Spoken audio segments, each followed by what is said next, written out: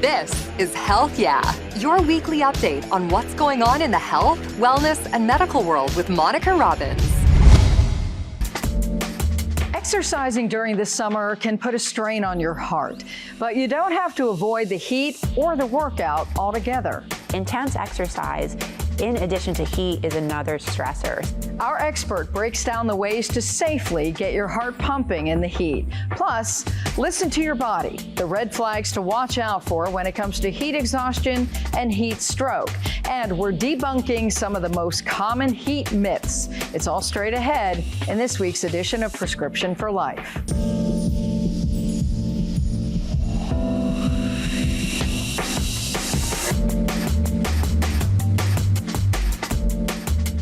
Hello, and thank you for joining us. I'm Monica Robbins. Many of us look forward to summertime, a time where we can spend more time outdoors. It also means more hot days, and being active outdoors during warm days can be more challenging.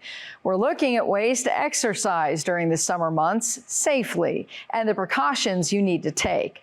Our Charlotte station's Ben Thompson connects the dots. You may want to think twice before exercising outdoors in this heat. Let's connect the dots. Deciding when it's safe to still lace up the sneakers and work out is more complicated than you might think.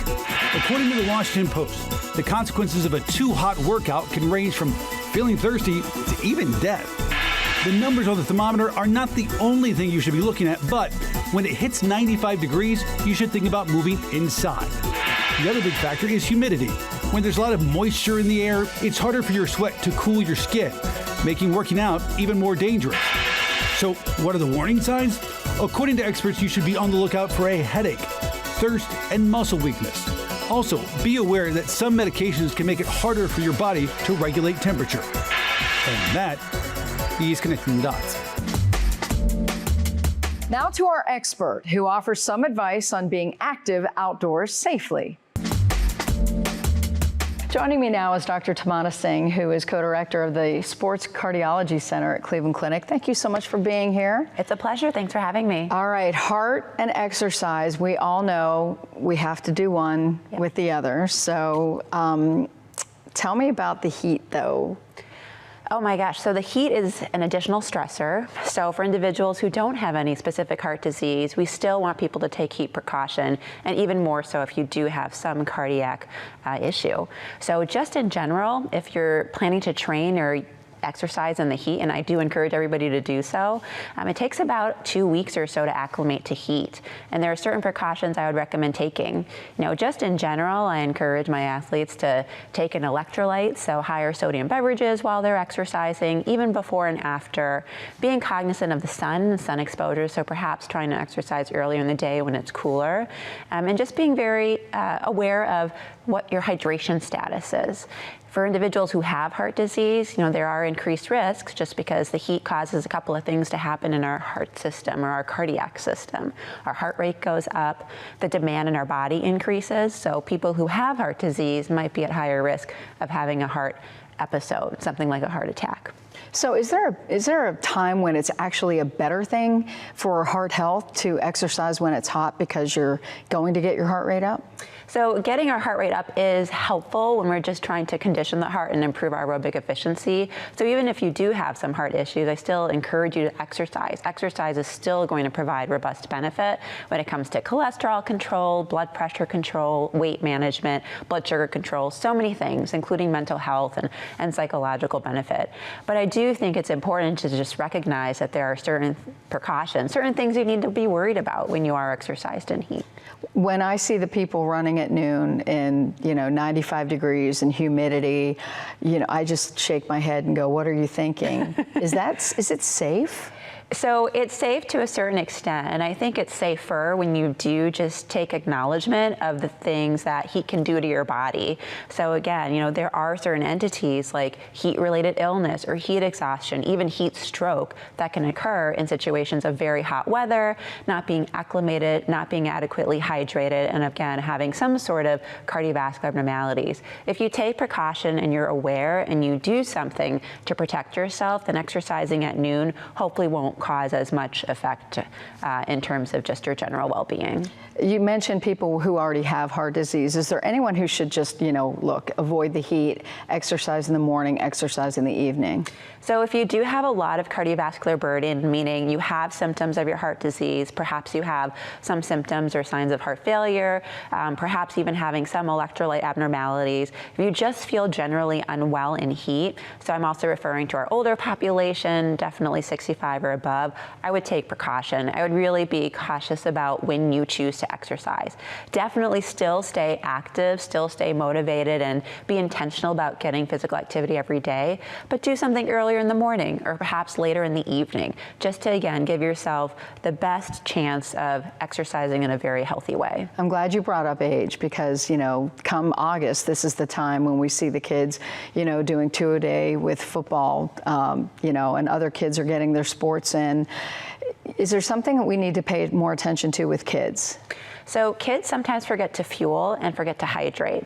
So I think just being very aware of what your child or your collective group of children have taken in is going to be helpful. So bring those electrolyte beverages. If you notice that some people sweat more than others, then be aware that those individuals might want to drink something with electrolytes before, during their activity, and definitely after.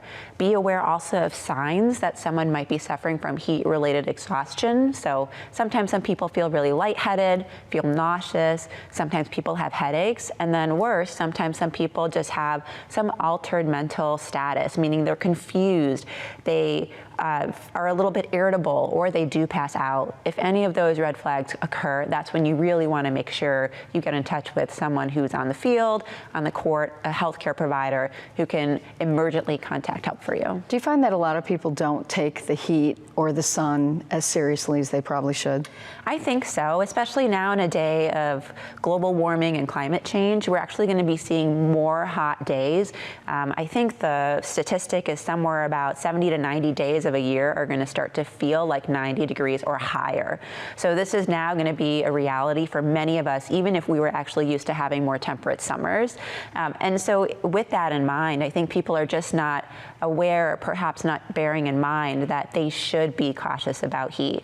And sometimes you go outside planning to be out for like 5 or 10 minutes, and you don't even think twice about, maybe I should put on a UV protected shirt, or maybe I should bring a bottle of electrolytes with me. And you end up being outside for 30 to 60 minutes. I think in those situations, again, just being prepared is going to serve you the best. You've mentioned electrolytes several times, and I'm not hearing as much about water. Is water not as good when we're talking about the extreme heat? Yeah, so water typically just runs right through you. Electrolytes like sodium specifically actually help you retain water. So if you think about a salty meal, that's typically something that causes a lot of my athlete patients to feel a little bloated the next day, because salt loves water. It keeps you hydrated, it keeps your plasma volume or your blood volume high. So whenever you're thinking about how to prepare for heat, I really would say if you're someone who sweats a lot, or if you're someone who notices that salt crystals are on your body when you're out in the heat for a long time, you really want to be getting sodium above even a gram or 1,500 milligrams. There are sweat rate calculators out there that can help you get an estimate of how much sodium you should actually take in. And those are also situations where I tell my salty sweaters, my athletes who feel drenched even after 10 to 15 minutes of exercise, the night before a game or the morning before a hard run, make sure you take in about 16 ounces of electrolytes, have them with you during your run, and make sure that you replete those electrolytes after. Do you ever have any concern about people who, like, their faces turn super red or their head sweaters? Does that have any impact on heart health?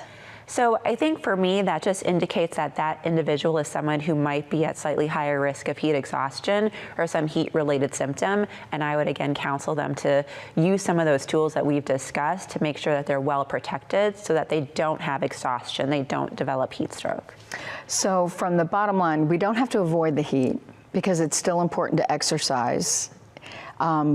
But bottom line, what do you want people to remember if they're going to go out in the heat and exercise? I think the most important thing to remember is that heat is not going to go away for us. In fact, it's actually going to increase with time unless we start to take a bit of control over the things that are happening in our climate. And until then, be very aware and diligent. Be proactive so that you're not the individual who at a race collapses because of the heat. You know, heat-related illness is quite preventable, and we have so many strategies to keep you protected. Protect your skin, protect your heart, provide your body with all the electrolytes and all the nutrients that it needs so that you can get through your activity the best way possible. So we hear of heat stroke, we hear of heat exhaustion. Are there other heat-related illnesses we should be aware of? So those are the predominant two, and the big distinguishing factor is that with heat stroke, people actually can have confusion, irritability, pass out, and those are situations that are emergent. There are situations when you are very dehydrated where you can develop muscle cramps, which are related to damage to your muscles or rhabdomyolysis, and that can actually be quite catastrophic and require aggressive intravenous hydration to help your kidney function return to normal. Your kidney function can deteriorate when your muscles break down.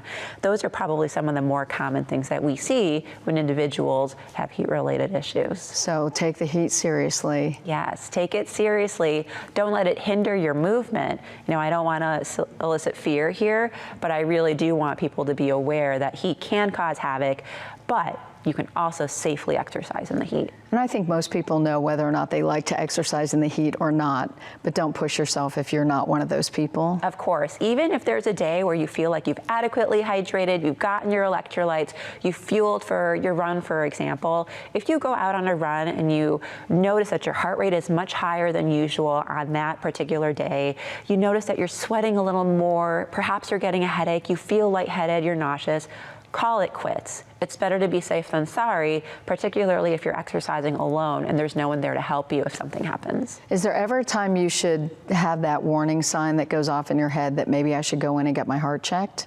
If you notice that with heat or with any additional stressor, or I should say alternative stressor to the body, if you notice that your heart rate is always high, or if you have chest pain, chest discomfort, you notice that your breathing is more erratic or it's much more difficult to breathe in heat, those typically are some of the common signs and symptoms that I see when individuals come to my clinic.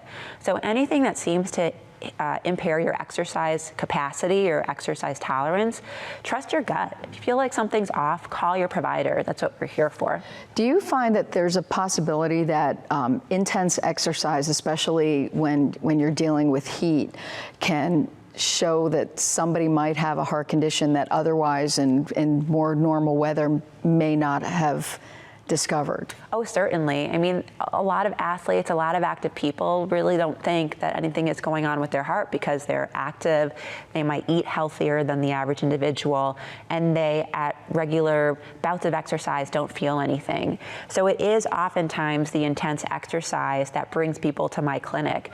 Intense exercise, in addition to heat, is another stressor. So we're thinking higher heart rate than usual, and oftentimes when people have heart disease or they can't effectively pump their heart as efficiently as someone else, those intensities tend to increase the demand on the heart, and you can't supply as much oxygen to the body.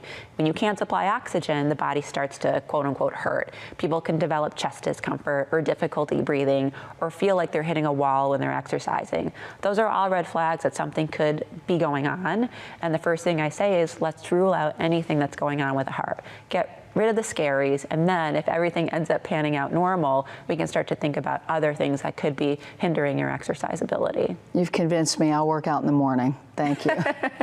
I mean, you'll be under the clouds, hopefully. Again, UV protected, well UV protected, and hopefully your heart rate won't be so high, you won't be sweating as much, but it might be more enjoyable. Exactly. Dr. Singh, thank you so much. My pleasure. If you're not careful, sizzling temperatures can also lead to heat illnesses, such as heat exhaustion and heat stroke. And there's a big difference between the two. Tram Mai takes a look. Summers in Arizona never seem to get any easier, extreme heat causing dangerous situations. You know it's best to stay inside, but for some, it's unavoidable, like for those who have to work, train, or even go back to school.